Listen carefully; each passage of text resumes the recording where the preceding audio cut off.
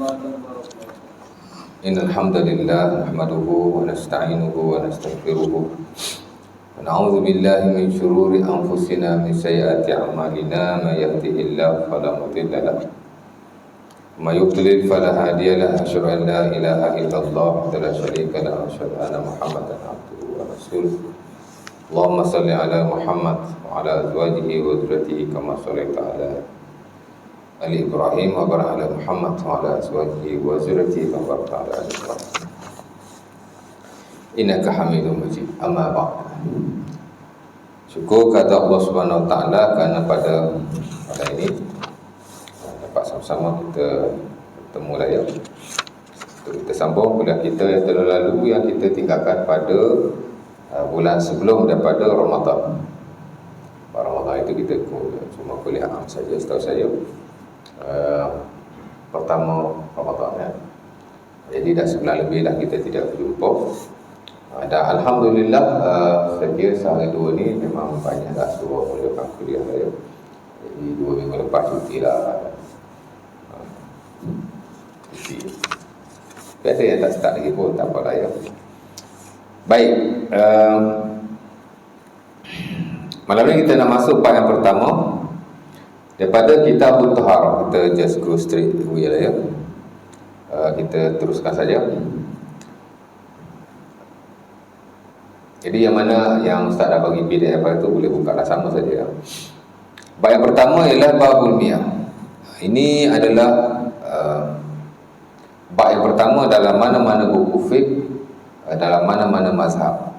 Tak mungkin kita jumpa satu buku fiqh yang dia tidak mulai dengan Babul Miyah. The chapter of water. Tentang air saya rasa tidak ada ya. Semua memulakan dengan Babul Miyah. The chapter of water sebagai bab yang pertama yang nak dibincangkan dalam Kitabut Taharah. Dan dulu saya dah sebut Kitab Taharah ini ada 11 atau 12 bab sekurang-kurangnya. Kerana Allah Subhanahu Wa Taala suruh kita semayang. Dan Allah Ta'ala suruh kita bersuci terlebih dahulu sebelum kita semayang. Sama ada suci daripada hadas kecil ataupun suci daripada hadas besar ya. Dan Allah Ta'ala sebut dalam surah Al-Ma'idah ayat ke-6. Ni dia satu-satunya ayat yang Allah Ta'ala suruh kita berwudu dan mandi wajib dan ajar kepada kita cara nak berwudu. Ajar mandi wajib Allah Ta'ala tak ajar lah, tapi wudu dia ajar. Tapi kedua-duanya diperintahkan ya. Ya ayyuhallazina amanu idza qumtum ila shalah faghsilu wujuhakum. Wahai orang-orang yang beriman, bila kamu berdiri untuk solat, mana kita nak sembahyang lah ya. Faghsilu wujuhakum, maka basuhlah wajah-wajah kamu. Wa aydiyakum ilal marafiq, dan tangan-tangan kamu sampai ke marafiq. Marafiq mana siku lah ya. Wamsahu bi ru'usikum, sapulah kepala kamu. Wa arjulakum ilal ka'bayn, dan basuhlah kaki kamu hingga ke kuku lali. Wudu tu kan. Wa in kuntum junuban fatahharu, jika kamu berjunub, yakni berhadas besar, maka mandilah ya. Jadi Allah Ta'ala suruh wudu, Allah Ta'ala suruh mandi wajib. Walaupun dalam ayat ni Allah Ta'ala sebut tak sebut air, tapi sudah diketahui secara uruf dan adatnya, bila sebut basuh, bila sebut mandi, dia mestilah dengan menggunakan air ya. Jadi mau tidak mau air mesti dibincangkan terlebih dahulu. Dan air ni bab dia simple saja. Okay, kita boleh habiskan 2 kuliah lah, malam ni dan malam yang akan datang. Baik. Topik yang pertama ialah ataupun bab yang pertama adalah bab air. Dalam bab air itu ada bab-bab kecil yang lain ya. Pertama ialah jenis-jenis air yang disebut sebagai anwa'ul miyah, jenis-jenis air. Di mana secara amnya, walaupun saya tulis banyak di sini, tapi dia ada kategori dia ya. Jenis air ini 3 saja. Ini saya dah masukkan banyak ni. Sebenarnya secara amnya air terbahagi kepada 3. Yang qasimul miyah ila salasati anwa'. Air ini terbahagi kepada 3 ya. Dan ini juga disebut dalam buku-buku fiqh dalam mana-mana mazhab. Di sisi majoriti lah, ada segelintir kata air hanya ada 2 jenis saja, tapi majoriti kata air ada 3 jenis. Hatta dalam mazhab Asy-Syafi'i, dalam matan Abi Syuja'. Matan Abi Syuja' ni ke matan yang paling tersohor lah ya dalam mazhab Asy-Syafi'i, yang dikarang dan disusun oleh Al-Imam Abi Syuja' yang bernama An-Nihayah wa Taqrib. Matan Nihayah wa Taqrib lah ya. Kita dulu belajar di peringkat masters, matan itu memang kita hafal. Tapi tak semualah, dia ada matan ibadah, dia ada matan muamalah. Bagi dua kan, muamalah pula ada yang menakahnya, ada yang muamalah maliyahnya, ada yang qadanya.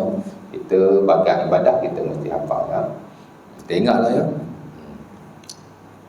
1/5 atau 1/4 dari matan itu kita mesti ingat. Dan dia satu matan yang ringkas. Matan ni makna teks yang paling ringkas sekali. Matan-matan ni makna buku ringkas yang menghimpunkan ilmu tu secara am. Itulah makna matan. Teks yang paling basic sekali. Itulah maksud matan.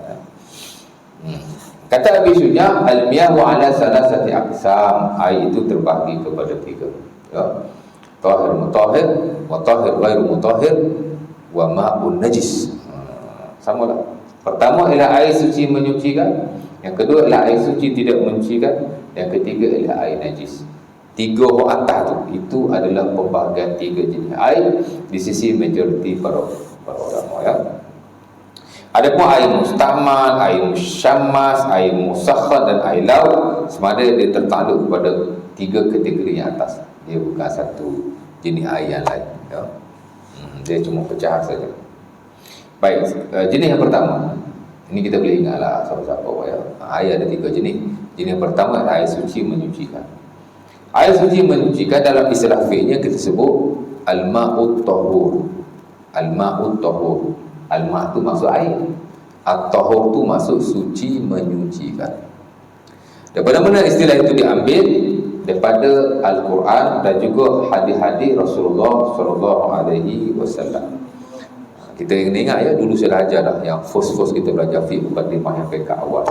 Ada sebahagian tu istilah memang diambil daripada Quran dan sunnah-sunnah atau hadis Rasulullah SAW. Sebahagian daripada parutan. Tapi tak dinafikan sebahagian yang lain tidak diambil daripada Quran dan hadis Nabi secara direct. Mungkin maksudnya ada dalam Quran ataupun ada dalam hadis Nabi, tapi term itu, the word itu, dia bukan daripada Quran ya.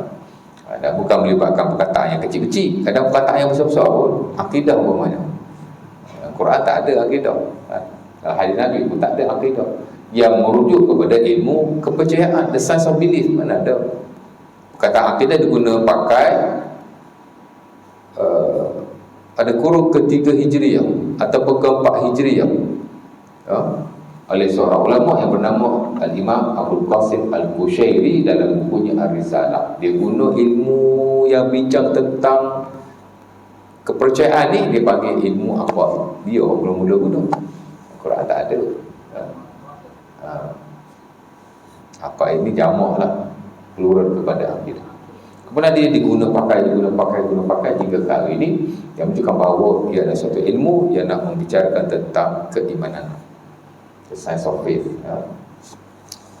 Kalau kita nak cari dalam Quran, mana perkataan akidah yang merujuk kepada benda itulah, tak ada ya. Allah Ta'ala sebut akidah ni dalam bab sumpah kerana ia merujuk kepada simpulan. Sumpah ni ialah simpulan kepada perkataan.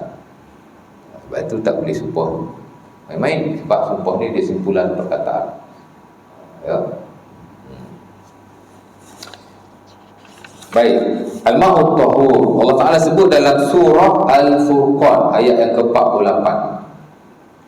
Ini ayat yang terbesar yang kita baca bila kita belajar tentang babul miyah, yang diguna pakai juga oleh para ulama dalam mana-mana mazhab untuk berdalilkan tentang ayat suci menyucikan ya. Di mana kata Allah Subhanahu wa taala, wa anzalna minas samaa'i ma'an tahura, dan kami turunkan daripada langit, wa anzalna minas samaa'i ma'an, air tahura, yang tahur. Tahur itu sebut tadi suci menyucikan. Dia bukan hanya suci pada dirinya, tapi dia boleh menyucikan yang lain. Itulah maksudnya ya, tahir fi nafsihi mutahhir li ghairihi. Dia suci pada dirinya dan dia menyucikan yang lain ya.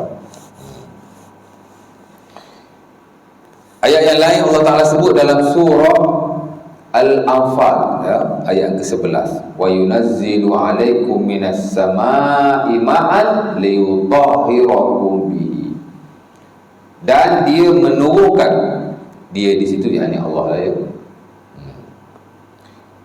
daripada langit air, ma'an liyutahhirakum bihi, untuk kamu bersuci dengannya. Liyutahhirakum bihi daripada perkataan tahur, mana menyucikan, ya.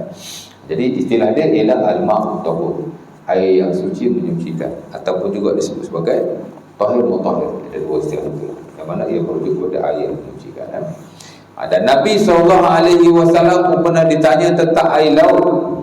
Seumpama yang diriwayatkan dalam Sunan Abi Daud dan hadis terpenting dalam bab air ini daripada Abi Hurairah, di mana sahabat Nabi ada yang travel on the sea, on the ocean, dia di laut, belayar betul, belayar. Jadi dia tanya Rasulullah, ya Rasulullah, inna narkabul bahra wa nahmil ma'ana al-qalila minal ma' wa in tawadda'na bihi atashna. Faqala ana tawadda' bima'il bahri, ana tawadda' bima'il bahri, faqala an-nabi wa tahuru ma'uhu, tahuru ma'uhu al-hillu maitatu. Kata Abi Hurairah, ada seorang kata pada Nabi, wahai Rasulullah, kami ni sering belayar di laut, kami bawa air sikit saja, ya. Kalau kami guna air itu untuk berwudu, nescaya kami akan dahaga, habis air tak cukup, ya. Bolehkah kami berwudu dengan air laut? Maka Nabi berkata, huwa tahuru ma'u, istilah huwa tahuru ma'u, ia adalah tahur, yakni tahir mutahhir, suci menyucikan, ya. Wa tahuru ma'u, airnya tahur, suci menyucikan. Al-hillu maitatuhu, dan bangkai-bangkai yang ada di dalamnya adalah halal, ya. Sebab itu haiwan-haiwan yang ada di air semua boleh dimakan di sisi majoriti para ulama, ya. Imam Syafi'i rahimahullah fatwa yang baru, semua haiwan-haiwan di dalam laut boleh dimakan, ya. Dan sungai juga, as long as dia hidupan air, ya, dengan dua syarat. Pertama, tidak ada larangan jelas dalam syarak. Yang kedua, tidak berbahaya. Tak kisah dia bentuk macam mana pun, tak kisah dia nama macam mana pun, kita panggil anjing laut. Oh, tak boleh makan ni sebab anjing, kita je panggil anjing laut, tapi dia haiwan bahri, the animal of the ocean, yang mana kita boleh memakannya dengan dua syarat. Pertama, tidak ada larangan. Yang kedua, tidak memberi kemudaratan. Ada larang tak makan anjing laut? Cek tak ada. Mudarat tak? Tak ada, makan. Tak kisah nama anjing laut kok, buaya lain lah, ya. Bukan dia kira dua alam ke anjing laut? Jap. Apa nama macam tadi? Contoh anjing laut tak bertepat. Sebab dalam mazhab Syafi'i dia ada pendapat yang lain. Dua alam, ya. Saya sebut tadi tidak ada larangan yang jelas, ya. Maksudnya tidak ada dalam Quran, tak adalah hadis Nabi larang, boleh makan tak? Tak jadi. Contoh anjing laut tak kena. Contoh lain, Pak anjing laut dia duduk kat luar juga, kat dalam juga kan. Kerana mazhab Syafi'i, saya sebut tadi, jika tidak ada larangan, anjing laut tu memang tak ada larangan, tapi dia dikiaskan kepada katak. Kerana memang ada larangan Rasulullah SAW larang kita bunuh katak. Umpama diriwayatkan dalam Sunan Abi Daud, kata Nabi, kata periwayat, nahan Nabi an qatlid dindam. Hadis Abi Hurairah tak silap saya, Nabi larang bunuh katak. Ada sahabat ni dia bawa ubat pakai katak. Dia tanya Nabi, boleh tak? Nabi larang, jangan bunuh katak. Jangan bunuh artinya jangan makan, ya. Haiwan yang disuruh bunuh dan dilarang bunuh, kedua-duanya merujuk kepada tak boleh makan, ya. Nabi suruh bunuh ular, Nabi suruh bunuh gagak, Nabi suruh bunuh, ada 6 haiwan Nabi suruh bunuh, ya. Umpama dia akan Sahih Bukhari dan Muslim pada Aisyah, Abi Hurairah dan ramai lagi. Bila kita belajar dalam The Science of Food and beverage, fiqhul at'imah wal ashribah. Ada sebuah saya ajar fiqh makan dan minum, ya, halal dan haram dalam makan minum. Ada 6 haiwan yang Nabi sebut dengan jelas Nabi suruh bunuh. Ya. Khamsu fawasik yuqtal nafil halli wal haram, kata Nabi. Aisyah kata Nabi kata ada 5 haiwan boleh dibunuh sama ada di tanah halal atau di tanah haram. Anytime, anywhere. Dia sebutlah salah satu ialah ular, al-hayya, al-aqrab. Al-aqrab ni kala jengking. Al-ghurab. Al-ghurab ni ialah burung gagak. Ya. Al-hudaya, satu jenis, ataupun al-hud'ah, satu jenis burung macam burung elang. Ya. Apa lagi? Al-hayya, al-aqrab, al-hud'ah ataupun al-hudaya, al-hudya. Kemudian al-ghurab, al-kalbul aqur, anjing gila, ataupun juga ditafsirkan sebagai anjing hitam. Ini Nabi suruh bunuh. Ada riwayat 5, ada riwayat 6. Jadi maksud boleh bunuh, maksudnya ialah tak boleh dimakan. Ada lagi riwayat lain, semut sama juga. Nabi aqatlin namlah, Nabi larang bunuh semut. Semut-semut ni jangan sewena-wena yang bunuh. Dia merayap kat badan kita, kain ni habis kau. Kalau boleh ambil lempar, buang, jangan bunuh. Walaupun tidaklah haram di sisi majoriti, memakruhkan, tapi sebaik-baiknya jangan bunuh sewena-wena. Begitu juga dengan an-nahlu, lebah. Masuk dalam rumah kita halau, jangan bunuh kalau boleh lah, ya, kalau tak memudaratkan. Tapi kalau lebah tu backing sangat, bunuh lah. Ini cerita dia secara itu hak Nabi larang bunuh. Ada Nabi suruh bunuh, ada Nabi larang bunuh. Nyamuk, nanti jap saya sebut. Ini saya sebut hak ada teks, hak ada nas. Memang ada nas yang jelas. Al-wazir, cicak. Ya, seumpama diriwayatkan dalam Sahih Bukhari daripada Abi Hurairah, daripada Abu Sa'id, Nabi suruh bunuh cicak. Amar Nabi biqatlil auza, Nabi suruh bunuh cicak. Dan dalam nas yang lain juga dalam Sahih Bukhari, Nabi kata siapa-siapa yang bunuh cicak dengan satu pukulan dia dapat 40 pahala, arba'un hasan. Kalau bunuh 2 kali 30 pahala, bunuh 3 kali 20 pahala, berkurang-berkurang. Nak bunuh haiwan pun jangan seksa dia. Ketuk sampai ketuk sekali dia mati dah, dapat pahala penuh, 40 pahala. Kita dilarang menjalini haiwan-haiwan seperti itu, ya. Satu lagi tertinggal, tikus. Al-fa'rah, tikus. Tikus ya boleh dibunuh anytime, anywhere. Tanpa sebab pun boleh bunuh. Apa maksud boleh dibunuh anytime, anywhere? Even without any reason. Tanpa apa-apa sebab pun boleh. Saja-saja bunuh. Tengok cicak relax, dia lepak dalam rumah kita kan. Ambil getah, mati cicak tu. Tak ada apa pun, tak berdosa, malah dapat pahala.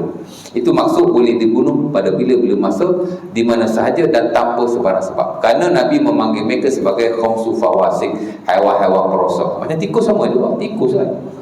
Tikus tu nanti ke dia masuk rumah kita sambil-sambil balik suruh, dia berjalan depan kita, sepak tikus. Kawan ni tengok, mu ni zalim kat tikus. Tak apa, tikus ni termasuk di kalangan haiwan yang boleh bunuh anytime, anywhere and without any reason. Boleh bunuh, ya. Dapat pahala lagi, 40 pahala. Balik nanti cari tikus, bunuh. Apa 40 pahala, ya. Semut, siapa tadi? Nyamuk tidak ada nah yang jelas, tapi dia dikiaskan di atas haiwan yang menyakiti. Dan ini disebut oleh Al-Imam Ibn Hazm dalam bukunya Al-Muhalla, di mana bila kita tengah solat atau seumpamanya diharuskan membunuh nyamuk. Kalau dia tak ketik kita pun boleh bunuh juga. Dia terbang pukul dia, tak apa. Kerana memanglah ulama kata Nabi sebut 6 saja, 7 saja, 8 ni saja kan. Tapi haiwan yang mempunyai sifat-sifat yang sama juga boleh dibunuh. Dia kiaskan. Dalam fiqh macam main kiaskan. Itulah. Jadi nyamuk boleh. Ya. Haiwan-haiwan perosak. Betul. Fawasik bermakna haiwan-haiwan perosak. Begitu juga dikiaskan di atas haiwan seperti tikus itu, lipas. Lepas tu nanti dia masuk dalam makanan kita, dia duduk atas dapur kita, sambil-sambil kita duduk dalam rumah nampak dia melintah, ketuk bagi mati. Tu buat, kerana dia akan merosakkan ya. Apa-apa haiwan yang merosakkan boleh dibunuh. Ular, dia ada cerita dia. Ular ni kalau dalam rumah kita jangan bunuh sebenar-benarnya, melainkan ular yang memang dia ada dua tanda lah ya. Satu zutuf syaitan, yang kedua ialah al-abtar, ular yang ekornya terputus. Satu lagi ular yang bergaris hitam, dua, merujuk pada ular yang benar-benar berbisa ya, maka boleh dibunuh dalam rumah lah. Adapun selain daripada itu tak boleh bunuh dalam rumah ya. Kita kena keluarkan dia. Kalau dia balik 3 kali masuk juga, keluarkan juga, masuk juga, keluarkan, masuk juga, baru kita bunuh dia. Ataupun sekurang-kurangnya kita berkata kepadanya bagi salam, tapi bukan Assalamualaikum. Assalamualaikum bagi pulang. Idhab bi salam, maksudnya kamu keluar dengan selamat. Itu maksud bagi salam kepada ular bila masuk dalam rumah ya. Ibnu Umar radhiyallahu taala anhu, mula-mula dia bunuh lah, dia tak tahu. Bila orang tegur dia, Nabi kata inna lil buyuti awamir, dalam rumah kita ni ada penduduknya. Kenapa tak bagi bunuh? Sebab ular ni juga sebenarnya jin, dia jelmaan daripada jin ya. Rumah kita ni jin pun duduk tau. Kadang-kadang jin tu kita tak nampak, kadang-kadang dia menjelma sebagai ular. Lepas tu Nabi suruh dia keluar, atau kita keluarkan dia. Kalau dia balik juga baru bunuh. Kalau dia bukan yang jenis ekor kudung ataupun yang ada 2 jalur. Kalau ada ekor kudung atau 2 jalur, biasanya itu bukan jin dan dia boleh terus dibunuh kerana dia berbahaya. Nabi kata yuskitul hamla wa yutmisul basar, kerana haiwan-haiwan seperempuan ini dia berbisa, dia boleh membutakan mata dan dia boleh menggugurkan janin. Jadi ular tu adalah sikit ya. Kalau ular daun, tak pasal-pasal lagi bunuh ular daun pula. Ular daun tak berbisa. Al-hayyah merujuk pada ular yang berbisa. Tengah-tengah berjalan ular melintas semua. Kalau boleh pukul bagi mati, walaupun dia tak kacau kita pun, tapi sebab dia al-hayyah, dia berbisa. Tapi kalau ular-ular yang tak berbisa, tak boleh bunuh. Dia tertakluk pada haiwan-haiwan.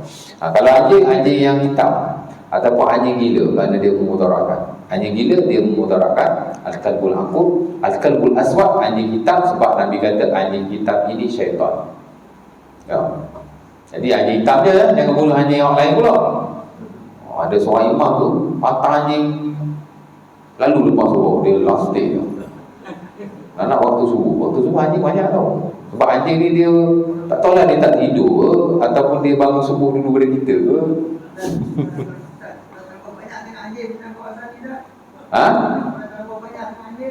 Kalau terlampau banyak sehingga boleh mengganggu-gugat keselamatan, kesihatan, boleh dibunuh. Ada alasan yang justified, yang reasonable, boleh dibunuh. Tapi kalau saja-saja tak boleh. Kerana Nabi larang. Nah, Nabi angqatlil kalbi, Nabi larang bunuh anjing. Dan Nabi kata laula annal kalba ummatun minal umam la amartu bi qatliha. Sahih Muslim ya. Nabi larang bunuh anjing, dan Nabi berkata kalaulah anjing ini bukan ummah daripada ummah-ummah, nescaya aku akan menyuruh kamu membunuhnya. Nabi tak suka anjing, tapi Nabi dilarang untuk bunuh, dan Nabi pun tak bagi orang bunuh kerana dia juga satu ummah, merujuk kepada dia juga adalah makhluk Allah Subhanahu Wa Taala. Melainkan dua tadi, anjing gila dengan anjing hitam boleh bunuh anytime, anywhere, any reason. Anjing gila sebab dia berbahaya, anjing hitam sebab dia syaitan. Ya. Babi ustaz. Tak baca juga baik. Babi dikiaskan di atas anjing. Di sisi majoriti, hukum babi sama macam hukum anjing. Di sisi majoriti. Cuma segelintir yang kata tidak. Segelintir kata tidak. Babi dia tak sama macam anjing. Babi hanya diharamkan dimakan. Kita tak boleh makan babi lah, tapi dia tidak najis. Wala seumpama anjing. Itu segelintir ulama lah ya. Dan dia adalah pendapat Imam Syafi'i yang lama sebenarnya ya.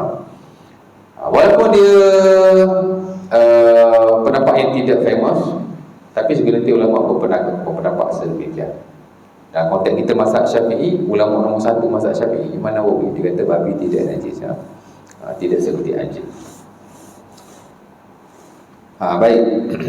Balik tadi dah ya. Jadi jangan latih anjing suka-suka, jangan. Berdosa. Pasal dia makhluk juga. Al-khamr wal maisir. Dia ada pembicaraan dia. Allah kata ya alladzina amanu innamal, itu surah Al-Maidah. Ayat 90 tak silap. Allah kata innamal khamr wal maisir wal ansab wal azlam rijsun min amali syaitan fajtanibu. Rijsun. Nabi kata wahai orang beriman, sesungguhnya arak, innamal khamru wal maisir, menenung nasib, wal ansab. Ansab ni ialah berhala lah, senang cerita ya. Batu yang disembah dengan sebab-sebab tertentu. Orang zaman dulu dia berkorban di sisi batu, itu disebut sebagai ansab, tempat sembelihan. Dia bernazar ke apa di sisi batu yang dia puja tu, itu panggil ansab. Tapi secara amnya ia merujuk kepada batu-batu yang disembah atau sebab. Kalau bukan batu pun, benda-benda kayu ke apa, as long as dia dipuja dan seumpamanya, ia tertakluk dalam ansab. Wal azlam apa? Ana lupa. Wal ansab wal azlam. Azlam ni judi ya. Azlam judi ya. Innamal khamru wal maisir. Maisir dah judi dah. Wal ansab wal azlam. Azlam apa je? Azlam munasib. Ana sebut betul. Ana salah tadi. Ana sebut munasib dulu. Innamal khamru ya alladzina amanu innamal khamru wal maisir wal ansab wal azlam. Betul. Arak, judi, berhala, menung nasib. Ana sebut dulu nasib ada ujung. Ansab rijsun min amali syaitan, najis daripada amalan syaitan.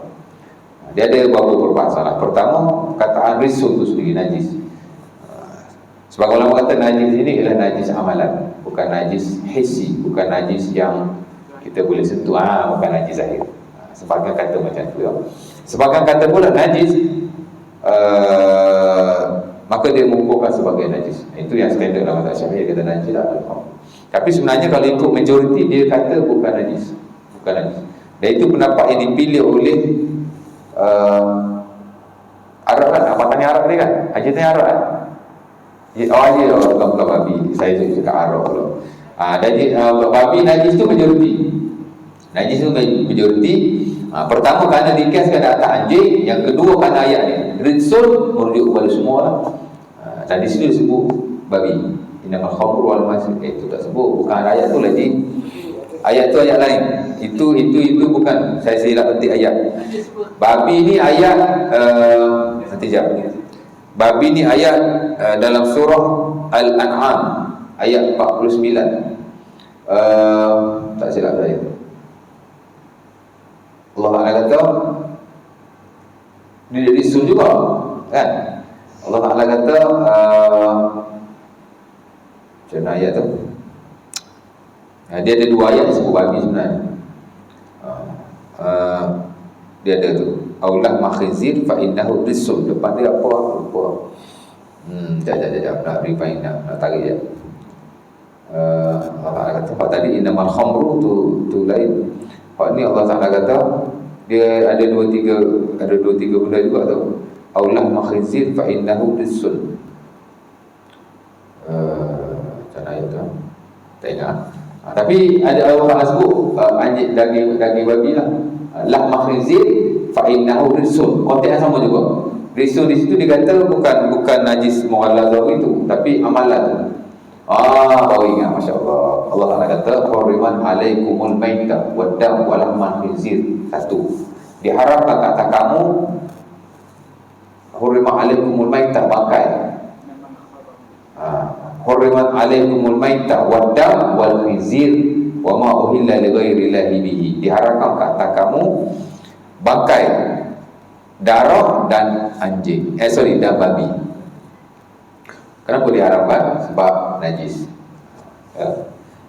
Setiap benda diharamkan daripada makanan itu najis. Dia pakai kaedah. Jadi Allah Ta'ala sebut apa nama tadi? Al-maitah, bangkai. Pasal apa kita tak boleh makan bangkai? Sebab dia najis. Adam, pasal apa kita tak boleh makan darah, minum darah? Sebab dia najis. Bahkan tak boleh dijual beli bahkan. Kita nak transaksi darah, haram di sisi majoriti. Mereka kalau ada daruriyat tertentu. Tapi syara'amnya tidak boleh. Pasal darah ni dia najis. Ya, lagi satu dia dihormati, dia part of anak Adam kan. Tapi reason yang kuat najis lah, sebab dia najis. Dan sebab tu Allah tak sebut babi. Jadi babi kira najis lah ya. Tapi sebab kata tak najis juga. Ada khilaf. Nanti kita akan bincang juga tengah sebut. Pasal anjing dan babi ni disebut dalam setiap bab. Dalam bab taharah ada sebut anjing babi. Tapi bukan dalam bab ni, dia dalam bab najis nanti. Ada dalam bab najasah, bab kedua akhir sebelum bab haid. Baru dibincang. Dalam bab sembahyang ada juga bincang pasal anjing babi. Dalam bab jual beli muamalah memang banyak lah. Hukum jual beli anjing, hukum memelihara anjing, hukum menggunakan anjing, dia ada di tempat-tempat yang berbeza. Kita kata anjing dan babi ni famous juga lah dalam fiqh. Baik, balik pada yang tadi, yang mula-mula tadi. Wa tahuru ma'uhu al-hillu maitatu. Nabi kata air laut ni tahur, suci, menyucikan. Air dia tu al-hillu maitatuhu, dan halal bangkai-bangkai yang ada di dalam. Jadi kalau ada dalam laut atau air boleh dimakan, melainkan dua tadi ya. Ada nas yang melarang secara spesifik, seperti katak, ada nas yang melarang. Tapi ada khilaf. Sebagian kata tidak haram pun. Sebagian kata makruh saja ya.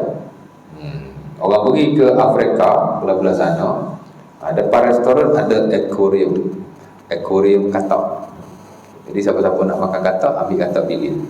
Lepas tu dia tak payah sembelih, dia ketuk-ketuk je, macam ketuk ikan keli je. Lepas tu goreng. Ya. Kerana di sisi Al-Malikiyah, mazhab Malik dia tidak haram, dia makruh saja, dan segelintir pun haruskan.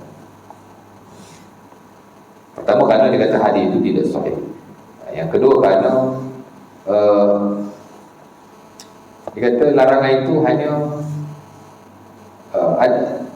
ada nas semua haiwan air halal, ada nas dilarang. Bila campur dua tu dia jadi makruh lah, dia tak diharam. Asal-asal larangan itu haram, tapi dah ada nas yang membolehkan, dia jadi makruh lah. Macam kita kata kencing berdiri kan, ada nas yang melarang, tapi ada nas Nabi buat. Campur kedua-duanya jadi haram tu jadi makruh ya. Contoh macam tu lah ya. Nak cerita bab air je, pergi sampai situ. Tapi nak cerita begitu ya. Kalau kita baca buku fiqh mazhab Syafi'i yang klasik seperti Al-Bayan karena Al-Imam Abul Husain Ali Al-Yamani, itu buku masyhur juga mazhab Syafi'i yang terawal. Bahkan di antara ensiklopedia yang terawal sebelum daripada buku Al-Majmu' An-Nawawi, sebelum daripada Al-Bayan, Al-Tazi Al-Bayhaqi Al-Baghawi. Dia buku kalau dalam fiqh mazhab Syafi'i bila kita kata Sahibul Bayan, beliau. Dalam buku itu dinyatakan ketam pun tak dimakan. Saraton. Kenapa ketam tak dimakan? Kerana ketam tu adalah kala di laut. Kala atas darat boleh makan tak? Tak boleh, saya sebut tadi kan. Nabi suruh bunuh anytime, anywhere and without any reason. Ada 6-7 haiwan tadi kan. Salah satu ialah Al-Aqrab, kala. Jadi kala tak boleh makan lah, sebab Nabi larang bunuh. Benda yang Nabi larang bunuh, benda yang Nabi suruh bunuh, dua-dua tak boleh makan. Jadi kala kat darat memang tak boleh makan. Ketam tu kala di laut, jadi tak boleh makan lah. Sial orang kalau pegang fatwa tu ya. Tapi Imam Nawawi rahimahullah dalam bukunya Al-Majmu' dia dah kemas gini, semua haiwan yang di laut atau di air boleh dimakan dengan dua keadaan. Pertama, memudaratkan. Yang kedua, ada larangan yang jelas. Berbeza dengan haiwan di darat. Haiwan di darat ada 5 sebab yang lain. Laut pun sebab itu. Ada larangan yang jelas seperti katak tadi, ataupun haiwan dikiaskan ke atas katak. Dua alam. Yang kedua ialah jika ia memudaratkan. Dua je. Tapi kalau darat lainnya, dia lain. Darat ada 5 sebab. Bukan sekadar 2 tu saja. Baik. Jadi air laut kan? Allah Taala Nabi sebut at-tahur, nak sebut at-tahur tadi lah. Itu jenis air pertama. Al-Imam Ibnu Muzi rahimahullah dalam buku beliau Al-Ijma' ya, menyatakan bahawa ajma'u ala anal wudu la yasihhu illa bima'il mutlaq waqa'a alaihi ismul ma'. Telah ijma'lah oleh seluruh orang Islam, ulama'nya, bukan ulama'nya, dulu, sekarang, till end of the life, end of the world, sampai hari kiamat. Sepakat ijma' lah, ijma' ni dia panggil the absolute agreement, consensus, masalah kata mana kesepakatan yang tidak boleh dirukai lagi. Kalau sepakat saja dia panggil ittifaq. Ittifaq ni level rendah sikit. Kalau ijma' level higher lah. Telah ijma' lah, kita faham lah. Bila sebut ijma', belajar fiqh lah, bila sebut ijma' tak cakap banyak, faham. Benda tu memang benda yang sudah diputuskan lah. Bahawa tidak boleh berwuduk melainkan dengan air mutlak. Apa itu air mutlak? Air yang berasal daripada air mutlak ni cara terjemah ma waqa alaihi ismu ma. Maksudnya asal-asal air. Sebab asal-asal air sebenarnya ialah air mutlak. Ya. Ia bukan air-air yang disandarkan kepada benda-benda yang lain. Dia betul-betul air. Itu masuk air mutlak. Jadi kita ambil empat yang pertama, empat air asal betul sama sekali.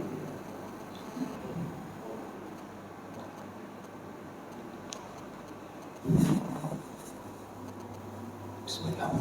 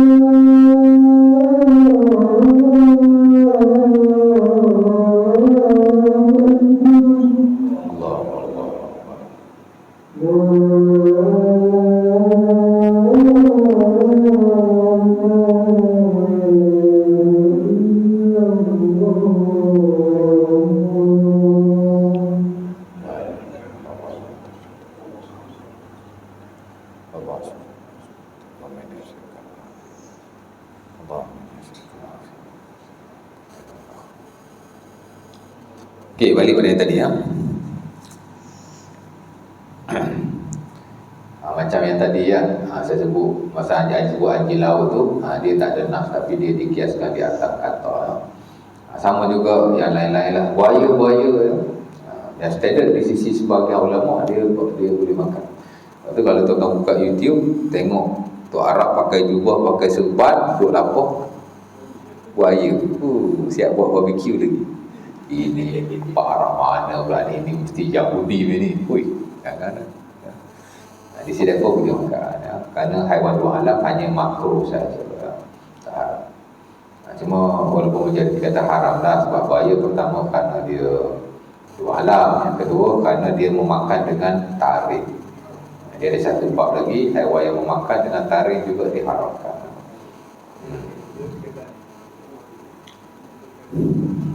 Jadi habis yang bab pertama tadi ya. Tak habis lagi sebenarnya, ada sikit-sikit uraian di mana air yang kategori pertama ialah air yang tahur,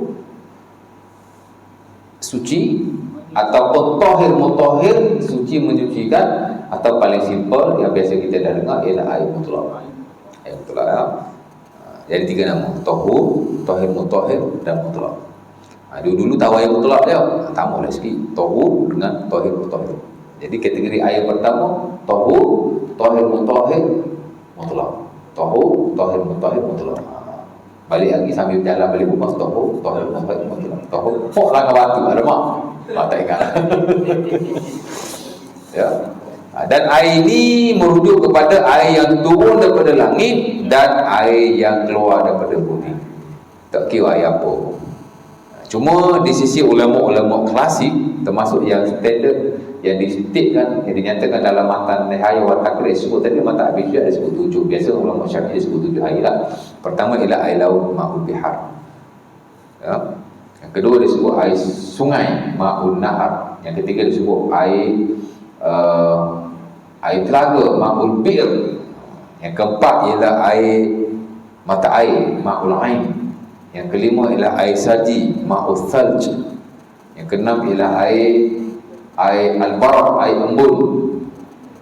Yang ketujuh ialah air apa lagi yang saya tertinggal? Ma'ul bihar, ma'ul nahar, ma'ul bir, ma'ul ain, ma'ul sad, ma'ul barad. Ada satu lagi. Dia sebut dah ma'ul sama. Nanti saya baca matan dia. Al-miyah allati yajuz biha sab'atu miyah, ma'ul sama, ma'ul bihar, betul air hujan tersebut. Mula-mula sekali sebut air hujan, ma'us sama, air hujan. Ada nasnya surah Al-Baqarah tadi ya, dengan surah Al-Anfal yang sebelah. Ma'ul bihar, air laut, ada nas juga. Tadilah hadis saya baca pasal sahabat tanya di belayar ya. Ma'un nahar, air sungai. Pasal apa ulama sebut 7 ni saja? Kok ada nas? Ada nas 7 ni. Sebenarnya apa-apa air saja. Dia tak sebut air paip, pasal zaman dulu tak ada air paip. Dia tak sebut air kolam, dia tak sebut air kowe, sebab dulu tak ada kowe. Sebenarnya air yang sama, dia berpunca daripada punca yang sama. Kalau yang 7 ni pun sebenarnya dia sebut air hujan, air embun, air langit juga, dia punca sama je. Tapi dia sebut 7 ni pasal ada nas. Jadi air langit ada nas, air laut ada nas, air sungai ada nas. Sahabat Nabi nama Sa'ad, dia wudu di tengah sungai, umpama dia akan sunat Baihaqi. Banyak guna air. Yang berkata, "Ma'adha sarf ya Sa'ad." Pasal apa banyak guna air dia, wahai Sa'ad? Aku wudu dalam sungai, Rasulullah, air tak pergi pun, tak pergi mana pun, masuk dalam tu balik. Nabi kata tak boleh, dalam sungai pun kena jimatkan air. Ya. Kita bukan air sungai, air pipe. Bukan kita berwuduk, kita mandi wuduk. Lepas tu ada air mata air, ada sebut juga ada Abdul Rahman saya Muslim, nanti saya baca lain kaji lah. Kalau lain-lain tu ada nas. Kalau tak ada nas ni biasa zaman sekarang banyak ya. Jadi tak ada masalah. Selain dia suci menyucikan. Itu kategori yang pertama ya. Lepas tu ada dua kategori lagi, suci tidak menyucikan dengan suci dengan air najis ya. Sebenarnya yang suci menyucikan ada lagi perbahasan air mustakmal, boleh guna tak boleh guna. Ada nanti kita bincang ya. Tapi asalnya kategori air ini kita kena tahu lah ya. Air suci menyucikan, air suci tidak menyucikan, air najis. Ni. Kemudian yang tu ranting-ranting lah. Okey, yang penting tiga kategori yang saya sebutkan itu. Jadi malam ni saya sebut kita bincang satu kategori je lah. Ada soalan? Ada nak tanya apa? Tak ada, kita semayang. Ada haji nak tanya. 8.40 bolehlah 5 minit jawab soalan. Ya, Ji. Assalamualaikum Ustaz. Salam. Boleh tak kita ambil wuduk daripada air yang panas?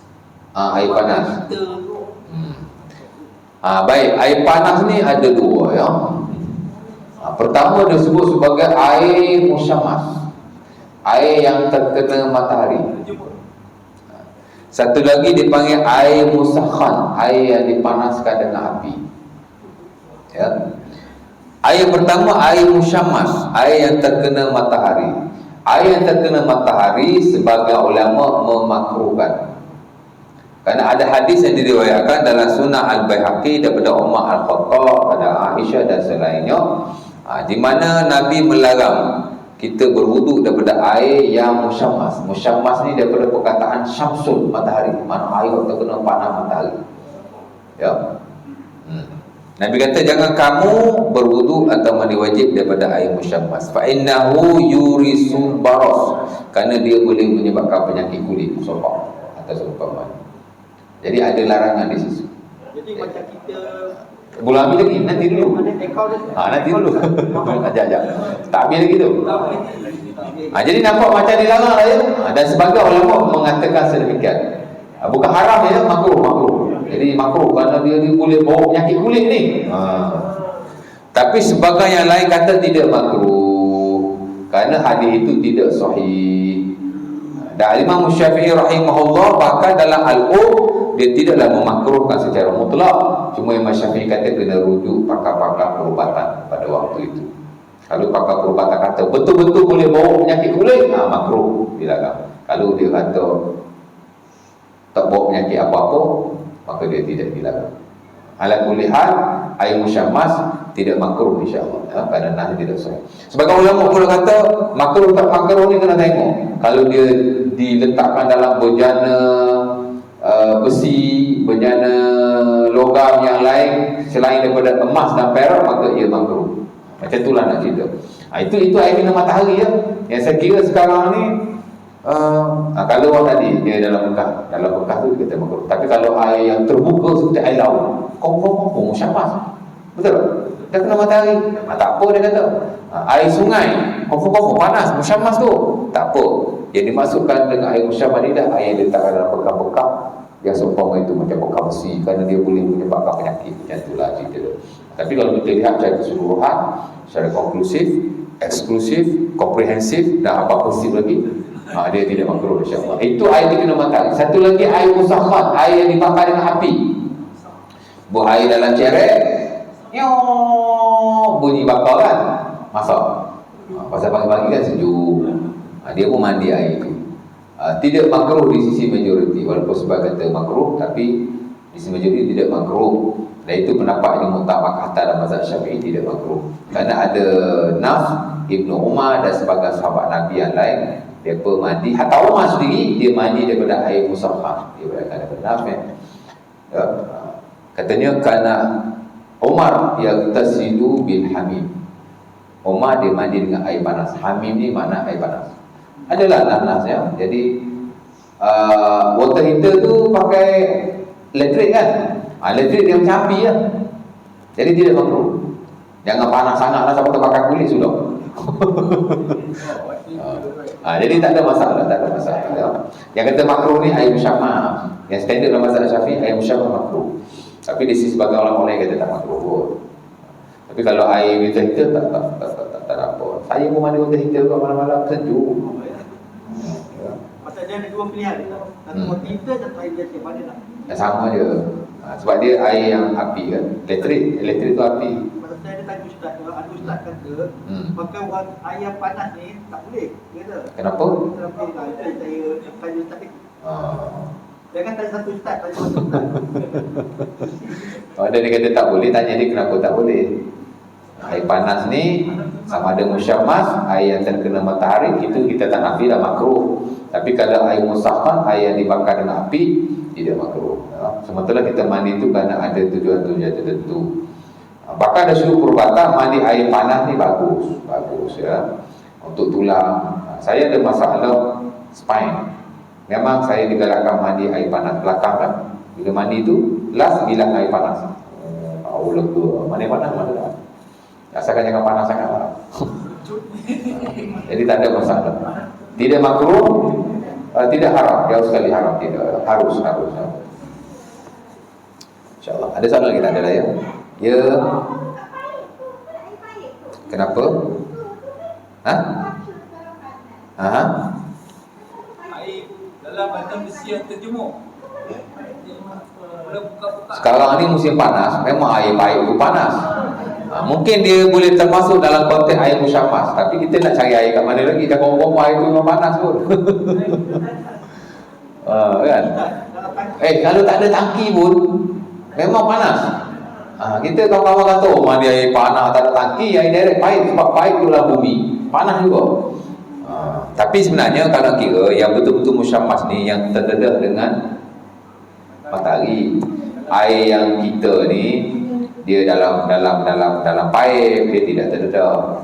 Lagi satu, dia mungkin juga macam air laut, macam air sungai. Sebab kadang-kadang yang panas tu air daripada sana masuk dalam paip kita, mari air kat sana panas dah, masuk dalam paip dalam bumi pula panas. Memang panas lah. Tak makruh. Nak cari air sejuk, nak buat macam mana? Masuk dalam peti dulu. Tak ada air satu baldi, bola peti, nak bagi sejuk supaya tidak makruh. Tak dibuat orang. Jadi tak ada apa ya. Tak makruh insya-Allah. Tak ada soalan ya? Jadi kita berhenti setakat ini dulu. Next nanti mungkin kita ada sentuh sikit lagi tentang air mutlak ni. Kemudian kita pergi kategori yang kedua, insya-Allah taala. Aku qauli hadza, Assalamualaikum warahmatullahi wabarakatuh. Kita tutup majlis kita dengan surah Al-Baqarah, surah Al-Asr.